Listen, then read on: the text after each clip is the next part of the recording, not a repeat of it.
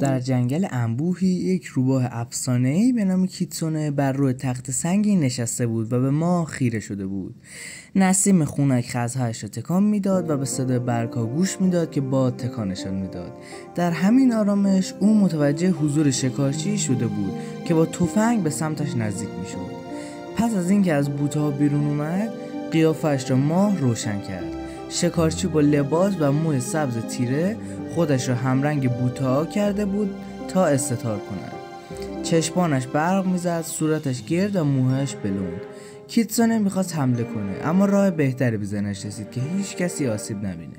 کیتسونه میدونست که در جنگل او هیچ تکنولوژی کار نمی کند و اگه اهل جنگل نباشی هیچ جوره نمیشه و راه را در جنگل همیشگی پیدا کنی.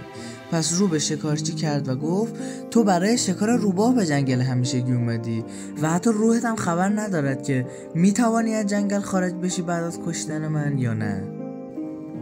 شکارچی کمی گاردش را پایین آورد و گفت من بالاخره راهم را پیدا میکنم. من این همه راه اومدم و بیخیال شکار همچین روباه افسانه‌ای نمیشم.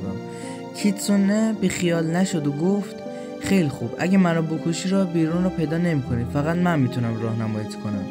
شکارچی کمی فکر کرد و تسلیم شد. خشابش را خالی کرد در کیفش و به روباه اعتماد کرد. شکارچی از جنگل خارج شد و قبل از اینکه شکارچی دست به کار بشه تا روباه رو شکار کنه، روباه رفت و به تخت سنگش برگشت.